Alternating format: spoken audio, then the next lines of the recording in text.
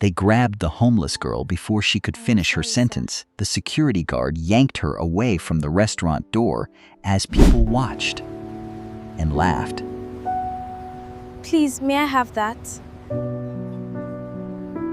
If you're done with it.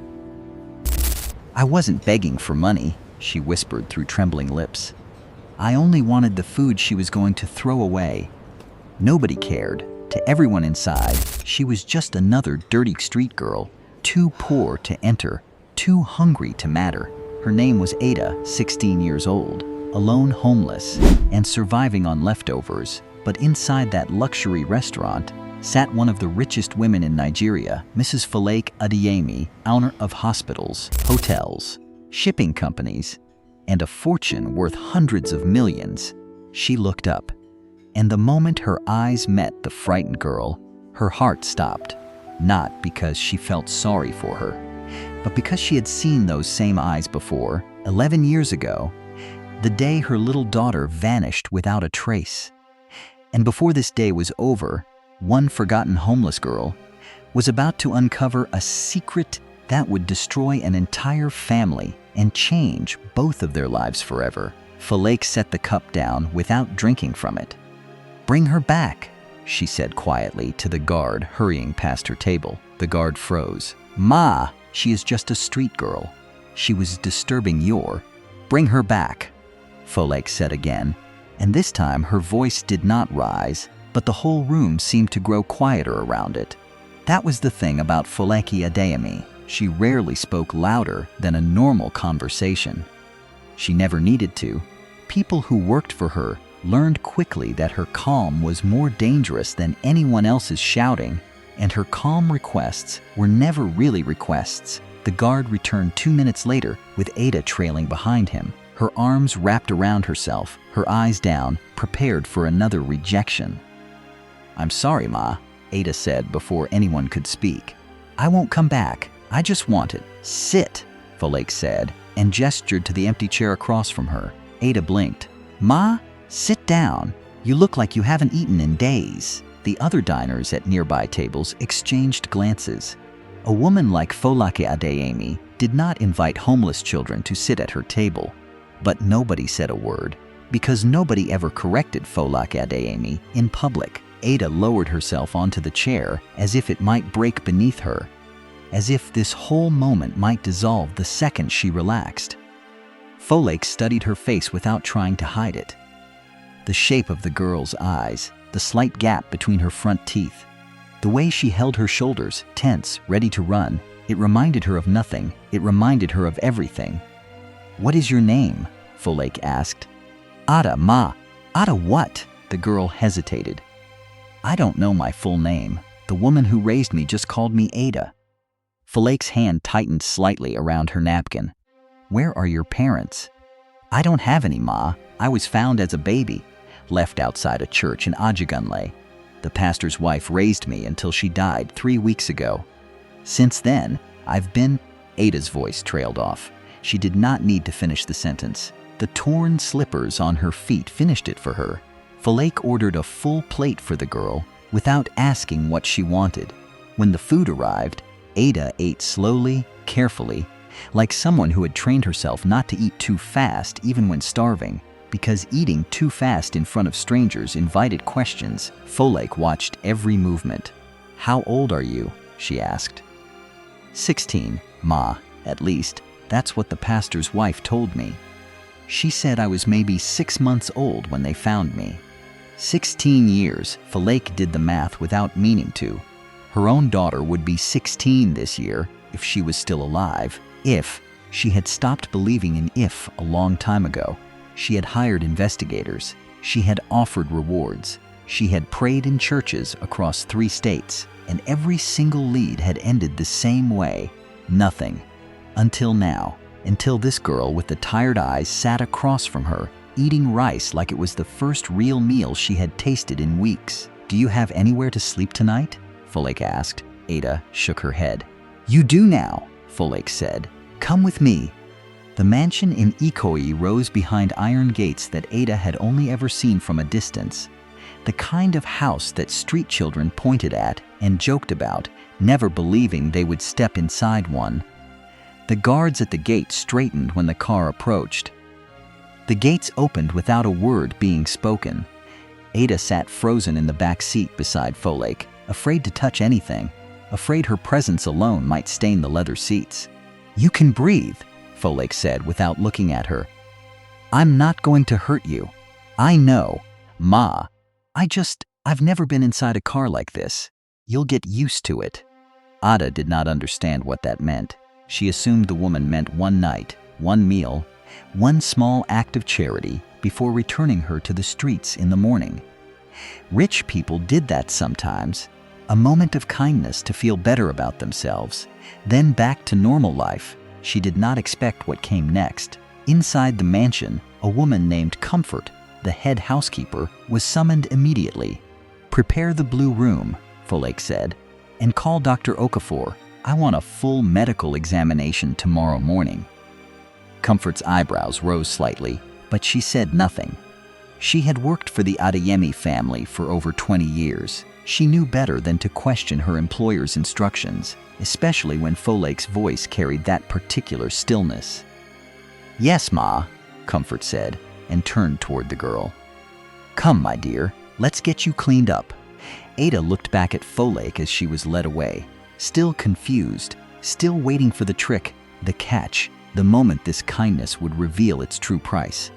But Folake only nodded once and disappeared into her private study. She closed the door behind her, walked to the shelf behind her desk, and pulled down an old photo album that she had not opened in 3 years. Not because she had forgotten, but because opening it always hurt too much. She turned to the last page. A photograph of a baby girl, 6 months old, wrapped in a yellow blanket, sleeping in a hospital bassinet. Beneath the photograph, handwritten in her own hand from 11 years ago, Adeze Adeyemi, born September 3rd, my daughter, my whole heart, Adeze Ada. Folake's hands were shaking by the time she closed the album. It could be coincidence. Lagos was full of girls named Ada. It was one of the most common names in the country. She told herself this over and over, trying to slow the hope building painfully in her chest, because hope, she had learned, could break a person more thoroughly than despair ever could. But she picked up her phone anyway and dialed a number she had not used in over a year. "Dr. Bankley," she said when the call connected, "I need you at my house first thing tomorrow morning. I need a DNA test done. Quietly. Immediately." Ada could not sleep that night. The bed was softer than anything she had ever lain on. The sheets smelled like lavender, and for the first time in 3 weeks she was not cold. But none of it felt real. She kept waiting for someone to burst through the door and tell her this had all been a mistake, that she needed to leave immediately. Around midnight, unable to settle, she wandered quietly out of her room and down the hallway. Drawn by a soft light coming from underneath a door, she peeked inside. It was Folake's study, and Folake herself was sitting at her desk, staring at an old photograph, tears sliding silently down her face. Ada should have turned back, but something made her step inside instead.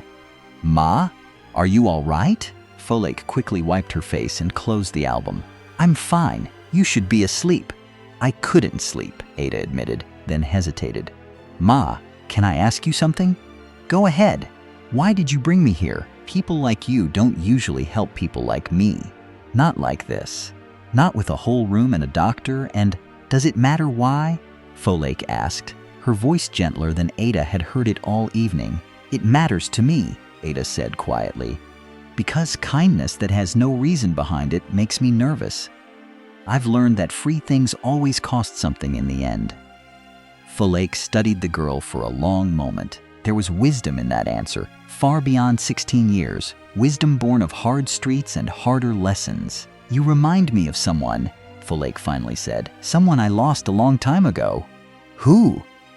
Folake's throat tightened. She was not ready to say it out loud, not yet, not until she knew for certain.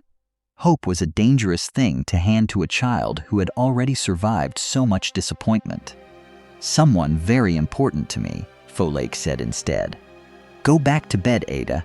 Tomorrow will be a long day. Ada nodded, though she sensed there was more beneath the woman's words, a whole ocean of things unsaid. As she turned to leave, Folake called out one more question. Ada, do you have any birthmarks? Anything unusual on your skin? Ada paused, surprised by the question. Just one, Ma. A small mark shaped like a crescent moon behind my left ear. The pastor's wife used to say it made me special. Falake's hand gripped the edge of her desk so tightly her knuckles turned pale. Her daughter had been born with that exact mark. Dr. Bankley arrived early the next morning with a small case of medical supplies. Discreet, professional, sworn to confidentiality before he ever stepped through the gates. Ada sat in the guest room, confused but cooperative, as the doctor drew a small sample of blood. Is something wrong with me? She asked. Nothing is wrong, Folake answered, standing near the window, her arms folded tightly across her chest, her composure the only thing keeping her upright. This is just a precaution. A precaution for what? Folake did not answer. She could not without breaking down completely, not without handing this girl a hope that might still turn to ash by evening. The wait for results would take 3 days. 3 days that felt longer to Folake than the 11 years that had come before them. During those 3 days, something began to shift. Folake enrolled Ada in a private tutor program to catch up on the schooling she had missed. She had new clothes made, not extravagant, but comfortable and proper. She sat with Ada during meals, asking about her life, her memories, the woman who raised her, the small kindnesses and hard lessons of growing up on the streets of Ajigunle. And slowly, without either of them fully realizing it, something like affection began to grow between them, quiet and careful, like a plant testing whether the soil could be trusted. On the second evening, Ada found Folake in the garden, sitting alone beneath the frangipani tree. Ma, Ada said softly, sitting beside her without being invited, something she would never have dared on the first day. Can I tell you something? Of course. When I was young, the pastor's wife used to tell me a story. She said a woman had come to the church looking for a missing baby years and years ago, but she never found her because the trail had gone cold. She said, the woman never gave up looking, not even after everyone told her to move on. Ada paused. I used to imagine that maybe I was that missing baby. It felt silly. But some nights, it was the only thing that helped me sleep, imagining that somewhere out there, someone never stopped looking for me. Folake could not speak. Her eyes filled instantly, and she had to look away toward the garden gate to keep herself steady. That's not silly, Folake finally managed. That's not silly at all. On the morning of the third day, Dr. Bankole returned. He asked to speak with Folake alone in her study. Ada waited outside the door, her heart pounding for reasons she could not fully name, sensing that whatever news arrived would change everything. Inside, Dr. Bankole placed a folder on the desk. Folake, he said quietly, the results are conclusive. She is your daughter. There is no scientific doubt remaining. Adeze Adeyemi is alive, and she has been sitting in your house for 3 days. Falake's knees buckled, and she gripped the edge of the desk to keep from collapsing entirely. 11 years of searching, of sleepless nights, of praying in churches and paying investigators and refusing every well-meaning voice that told her to accept the loss and move on. 11 years, and the answer had been standing outside a restaurant window 3 weeks ago, hungry and unseen. How? She whispered. How is this possible? Dr. Bankole shook his head slowly. That, only she can help you understand. Someone took her from the hospital 11 years ago. Someone abandoned her at that church. The why of it, I cannot tell you. Folake wiped her face, straightened her shoulders, and walked to the door. She opened it, and there stood Ada, Adeyemi, waiting, her eyes searching Falake's face for an answer to a question she hadn't even dared to ask aloud. Ada, Folake said, her voice trembling despite every effort to hold it steady. Come here. There is something I need to tell you. and I need you to listen to all of it before you say anything." They sat together on the study sofa, hands trembling, both women, mother and daughter, feeling the weight of 11 lost years pressing down on a single moment. 11 years ago, Folake began, I gave birth to a daughter. I named her Adiezi. 3 months later, she disappeared from the hospital nursery during the night. The staff said someone impersonated a nurse and walked out with her. I searched for her every single day since. I never stopped. I never once believed she was gone forever. Ada's breathing had gone shallow. "Ma, what are you saying?" Folake reached into the folder and placed the DNA results gently into Ada's hands. "The test came back this morning," Folake said, her voice breaking completely now. "You are my daughter, Ada. You are a daisy. You have been mine this whole time, and I never stopped looking for you." For a long moment, Ada said nothing at all. She simply stared at the papers in her hands, at words she could not fully process, at a truth too enormous to hold all at once. Then the tears came, quietly at first, then in waves that shook her entire body. "I used to dream about this," she whispered. "I used to dream someone was looking for me. I never believed it was real." "It was always real," Folake said, pulling her daughter into her arms for the first time in 11 years. "I never stopped believing you were out there. Not for one single day." News like this does not stay quiet for long, not in a family as prominent as the Adaemus. Within a week, whispers had reached every corner of Folake's business empire, and one person in particular received the news with far less joy than everyone else. Uche Adeyemi, Folake's late husband's younger brother, and the man who had managed the family's shipping company in her husband's absence, sat rigid behind his desk when his assistant informed him of the DNA results. For 11 years, Uche had quietly assumed he would one day inherit control of the Adeyemi shipping empire, since Folake had no surviving children and had begun, in recent years, discussing plans to leave her holdings to charitable trusts rather than distant relatives. The sudden reappearance of a legitimate daughter changed everything. It was Uche who had orchestrated her disappearance 11 years earlier, not out of hatred for a baby he had never even wanted to harm, but out of a calculated fear that Folake's husband, upon seeing his daughter grow, might change his will to favor her over Uche's own children. Uche had paid a nurse to remove the baby quietly, intending only to keep her hidden in a distant town until the inheritance matter settled in his favor.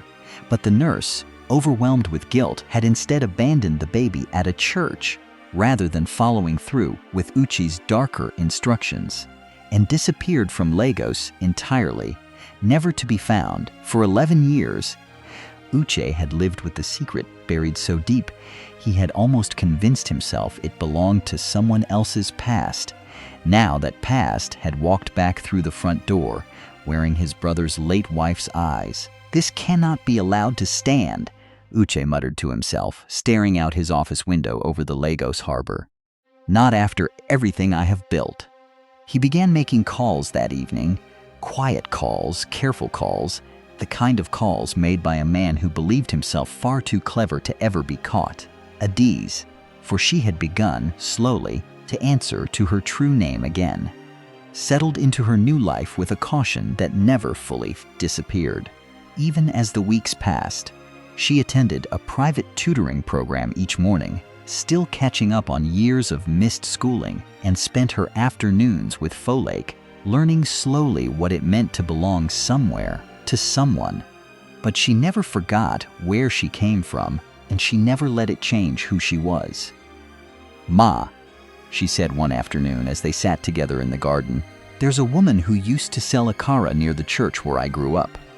Her name is Mama Bisi. She fed me for free more times than I can count, even when she barely had enough to feed her own children. I want to help her business grow, if that's all right."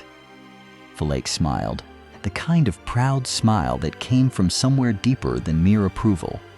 "Of course, we'll set something up for her this week. And there's a boy named Emeka," Adaeze continued. "He used to share his food with me when we both slept under the same bridge. I want to make sure he gets back into school." Folake reached over and took her daughter's hand. "You have not lost your heart, even after everything. That makes me prouder than any business empire ever could."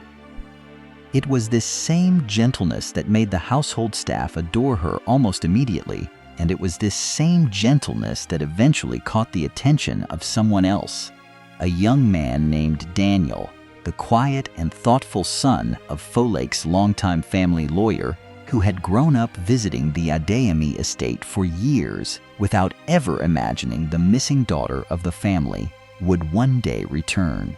Daniel first met Adaeze properly during a family dinner arranged to formally welcome her back. He noticed she barely touched the expensive dishes at first, eating slowly, carefully, the way someone eats when they have known real hunger. He noticed she thanked the serving staff by name, something none of the other guests bothered to do. "You don't have to be so careful with the food," he said quietly, sitting beside her. "There's more than enough. Old habits," Adaeze said, offering a small smile. "I used to worry that if I ate too much, there'd be nothing left for the next person." Daniel did not laugh at this, did not pity her for it either. He simply nodded, as though he understood exactly the weight behind such a small sentence. Their friendship grew slowly over the following weeks. Quiet conversations in the garden, occasional visits when Daniel accompanied his father on legal business, small kindnesses that asked for nothing in return. Neither of them rushed it. Neither of them needed to. 3 months after the DNA results confirmed the truth, Uche made his move. He arranged an emergency meeting of the shipping company's board of directors, claiming urgent concerns about the legitimacy of Adaeze's identity and the suspicious circumstances of her sudden reappearance. "We must consider," Uche told the assembled board members, his voice carefully measured, "that a girl appearing from the streets, conveniently claiming to be the missing heir, deserves far more scrutiny than a single DNA test conducted by a doctor personally selected by Mrs. Adeyemi herself. For all we know, this could be an elaborate scheme."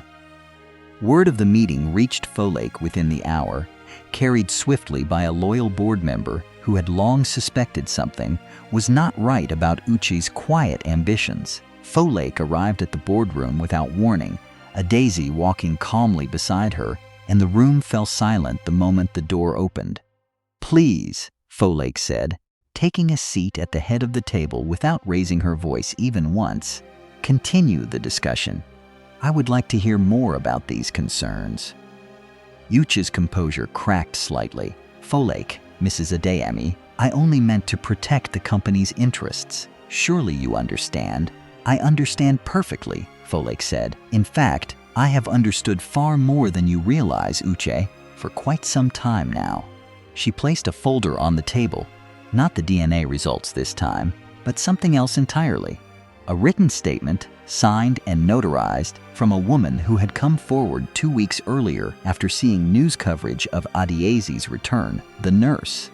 "This woman," Folake said, sliding the folder toward Uche, "worked in the maternity ward 11 years ago. She has confessed in full detail to being paid to remove my daughter from the hospital. She has also confessed exactly who paid her." The room went utterly silent. Uche's face drained of all color. "She was overwhelmed with guilt for over a decade," Folake continued, her voice never once rising above a calm, even tone, though every word landed like a blow. "When she saw my daughter's face on the news, she could no longer live with what she had done. She came to me herself. She told me everything, Uche. The payment, the instructions, your name. This is absurd," Uche stammered. "You cannot possibly believe the ramblings of some." "I believe DNA evidence," Folake said.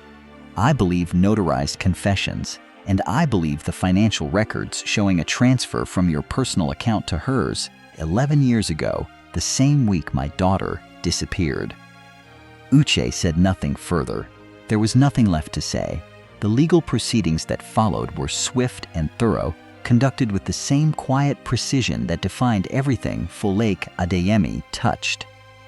Uche was removed from his position on the board immediately, and the matter was handed over to the appropriate authorities to determine the full extent of his legal responsibility.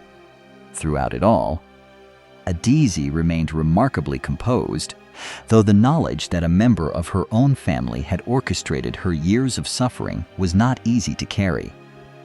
"Do you hate him?" Daniel asked her one evening. As they sat together on the veranda overlooking the garden, Adiz considered the question carefully before answering. "I don't think hatred would give me anything back. The years I lost are already lost. Hatred wouldn't return them to me. But I won't pretend what he did was small, either. He took 11 years of my life and 11 years of my mother's peace because of greed. That's a lot of grace for someone who was homeless 3 months ago." "Maybe," Adizi said softly, "or maybe I learned, out on those streets, that holding on to anger only makes the hunger worse." Daniel reached over and took her hand, and for once, Adiz did not flinch away from the gentleness of it. 6 months after Ada first stood outside a restaurant window, hoping only for someone's leftovers, the Adeyemi family held a small, private ceremony in the church where she had once been abandoned as an infant. It was Adezi's idea. She wanted to return to the place where her story had nearly ended before it truly began, not with sorrow, but with gratitude. For the pastor's wife who had raised her with dignity despite having so little herself, and for the strange, winding path that had somehow led her home, Mama Bisi was there, her Akara business now thriving thanks to the support Adaize had arranged, tears streaming freely down her face as she watched the little girl she used to feed for free stand tall beside her mother in a modest, elegant dress. Emeka was there too, dressed in a proper school uniform for the first time in years, grinning from ear to ear.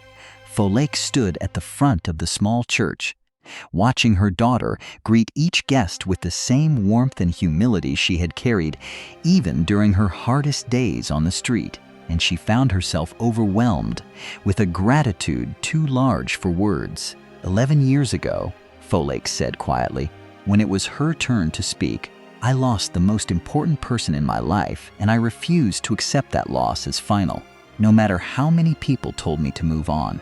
Today, I want everyone here to understand something important. Kindness is never wasted. The small mercy of a woman who took in an abandoned baby, the shared meals of children who had nothing else to share, the quiet dignity of a girl who refused to let hunger steal her humanity, all of it led us here, to this moment. My daughter did not survive because of luck. She survived because good people, quietly and without reward, chose kindness again and again, even when no one was watching. Adaize stepped forward and took her mother's hand. I used to imagine someone was out there looking for me, she said, her voice steady despite the tears in her eyes. I never imagined I would actually find her, but I did. And I found something else too. I found that the people who have the least often give the most, and I will never forget that, no matter how much I have now. Outside the church, the Lagos sun settled low over the rooftops, warm and golden, the same sun that had once watched a hungry girl stare through a restaurant window, never knowing that the woman inside had been searching for her, without rest, for 11 long years. Some losses, it turns out, are not truly lost. They are simply waiting, patiently, for the right moment to come home.